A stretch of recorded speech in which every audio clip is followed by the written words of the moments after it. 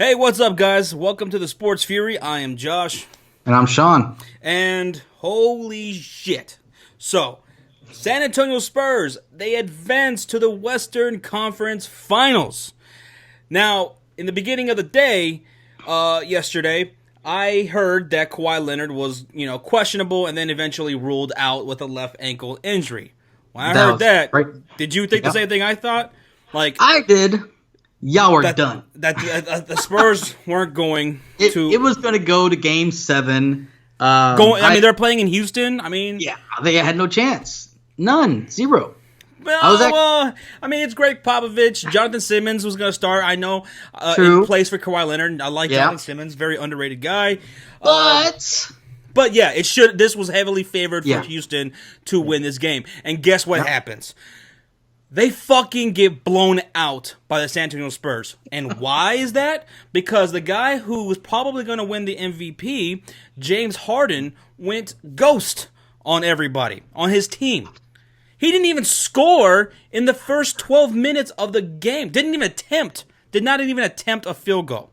He scored 5 fucking points in the first half of the game.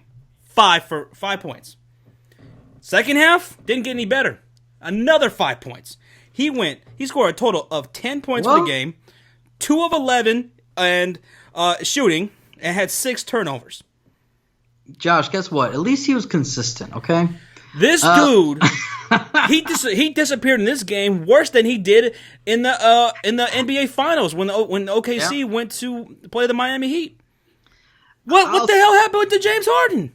I'll say that I was really disappointed. There's no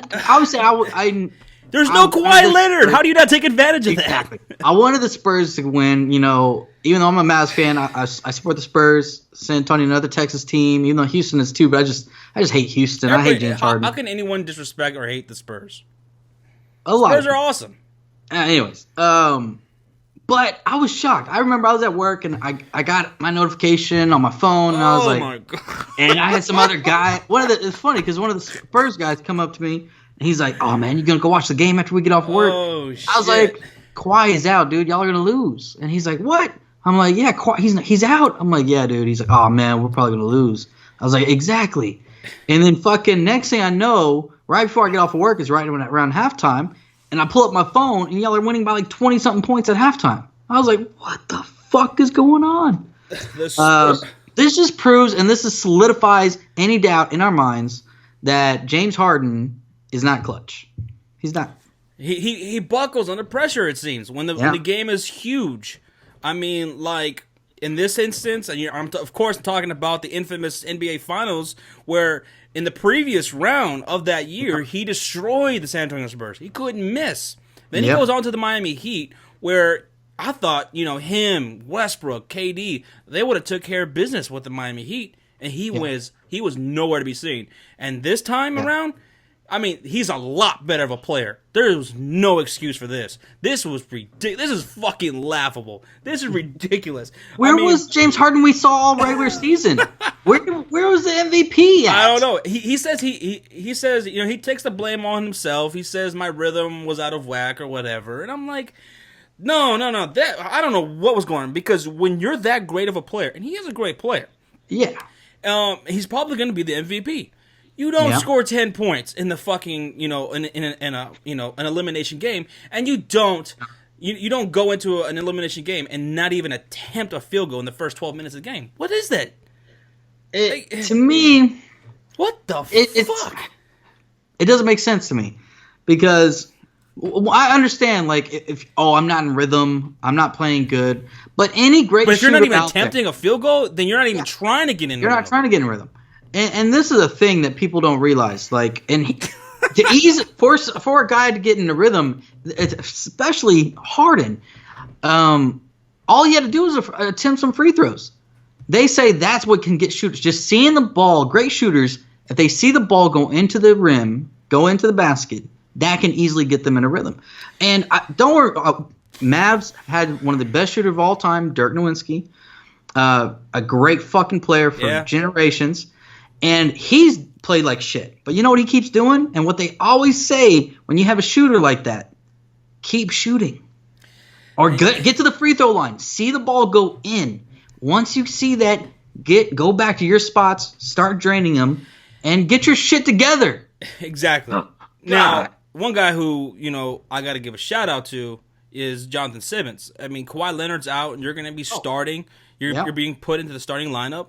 I mean, this guy came from the D League. I mean, this guy has a great story. So if any of you guys are interested in Jonathan Simmons, check out his story. He's a really good, really great underrated player. He comes in, he scores 18 points. Yeah. He's in the start of Kawhi Leonard. And we really like Jonathan Simmons. Remember last year we went to a Spurs game. Stepped up. And we try to go see him play last year, but he sat him or whatever because we were pissed. We were disappointed because we like Jonathan Simmons. He's a really good, hungry player. Talking about another guy who stepped up, Patty Mills. With Tony Parker going down, Patty Mills stepped up in the last couple of games. That's what the Spurs do. That's what Greg Popovich coach teams do. The next guy steps up, and one guy who stepped up huge, one of the San Antonio Spurs' biggest stars, is LaMarcus Aldridge. He had a monster game. 34 points, 12 rebounds. He dominated this game. LaMarcus Aldridge, L.A., dude, the Spurs wiped the floor with the Rockets, knocked him out in 6 games, did it without Kawhi Leonard in Game 6, and they move on to the Western Conference Finals against the Golden State Warriors. Now, let's get into that a little bit, okay? Mm-hmm. Yeah, let's get into that one. Do you think the San Antonio Spurs have any shot against the Golden State Warriors? And honestly, I think losing Tony Parker may have been for the best. Because Patty Mills, I think, is more aggressive. He's younger and he's faster than Tony Parker, and they're going to need that, against Golden State. Do the San Antonio Spurs have a shot against Golden State? I think they do. Now, by default, they automatically do because first off, you have one of the best two-way players in Kawhi Leonard. Obviously, you have Aldridge, which is size that Golden State doesn't have great down-low presence.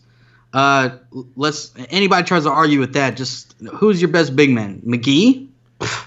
Anyways. Right. And you have one of the best coaches ever in the NBA, Greg Popovich. And first off, Steve Kerr might not. I don't think he's going to be back at all this whole playoff. Unfortunately, Steve Kerr is having those. Unfortunately, I love Steve Kerr as a coach. Problems, but I don't think. I never thought Steve Kerr mattered. I know that sounds fucked up to say, but I thought the Golden State Warriors were so talented that remember when Steve Kerr he couldn't start for that first half of a season once, and Luke Walton stepped in. That dude, he won. Look at all those games he won. Like he got the Golden State Warriors are just that fucking good. They're that talented. And yes, the San Antonio Spurs have a huge advantage, in the front court.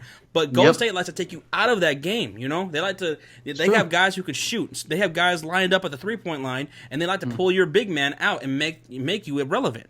They've done that to the Spurs before as well. Now. Like in years past, Tim Duncan, he was basically, in his late years, he was useless against the Golden State Warriors. Yeah, he was sitting on the bench. So, but it should be a little bit better with LaMarcus Aldridge and Gasol. Yeah, going into this game, but I think they have a chance because they have Kawhi Leonard. Kawhi Leonard, for me personally, I would take Kawhi Leonard over any other person between these two teams. To me, he's my favorite player in the NBA. He's one of the top 3 players for me. To me, it's Kawhi Leonard, LeBron James, and Anthony Davis. Those are all 3 great two-way players. And they're two-way players. Exactly. I'm right there with you, Josh. Kawhi Leonard, he's the best player on the court. He's my best player in this series. That's me. I think Kawhi Leonard's the better player between the two teams in the series. Yeah.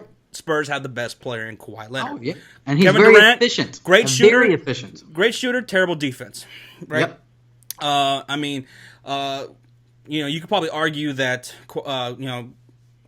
Draymond Green is probably their most efficient player, right? Because, he plays decent defense. He plays good defense, and he can shoot mid-range shots or whatever. He does a lot of dirty work, too. He does a lot of dirty work for the Warriors. But, look, Golden State Warriors, they're going to be heavily favored against the San Antonio Spurs. Obviously, every single game. But I think the Spurs have a chance. You got Greg Popovich, you got Kawhi Leonard, you got LaMarcus Aldridge. Why not? I 100% think that obviously Golden State is the favorites, and they should be the favorites. But I love Kawhi Leonard. He's still the best player, in my opinion, out of all these guys. It goes down that way because I don't want to see another Cavs-Warriors finals. Fuck that. I want to see a Spurs-Celtics finals. That's what I want to see. I want to see the Celtics and the Spurs. That's not going to happen, buddy. That's not going to happen. But at the worst case scenario, Spurs versus Cavs. I don't want to see Cavs Warriors again. I don't want to see it. I don't either. They're asshole teams. I don't fucking. And if it does go down that way, I hope LeBron James beats him again. The Warriors have become. They were once this lovable team, right? This with a great atmosphere at their home stadium, and they just turned into a whole bunch of assholes. KD's always saying some stupid shit. Draymond Green's always saying some stupid shit. What did I don't remember, commentator or not commentator, but sports guy said something. They went from everybody loving them, their style of play. I think it was Nick Wright on FS1. I think that was it. I think it was Nick Wright from FS1 who went on to say, who was like explaining that Warriors went from this team that was beloved to this team that everybody loves. And he explained why. Maybe it was him or someone else, but he explained why. They went from a team that just did everything and made everybody want to do what they were doing to a team that was celebrating the shot going in before it even went in. Yeah, they'd shoot and start celebrating. That's showboating, and nobody likes that. No, that's nobody likes that. And the Spurs are the complete opposite of that. Oh, Kawhi Spurs!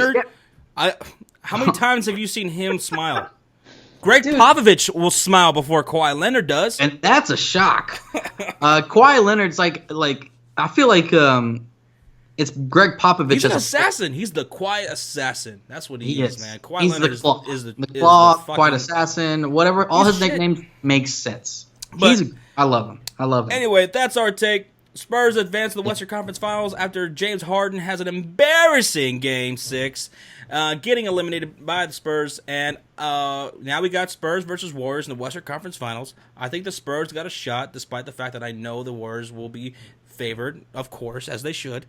But I think they got a shot. What do you guys think? Do you guys think the San Antonio Spurs can beat the Warriors in the finals? And go ahead and shit all over James Harden. Feel free to do that in the comment section below. Yeah. And, can't wait. Western Conference Finals, baby.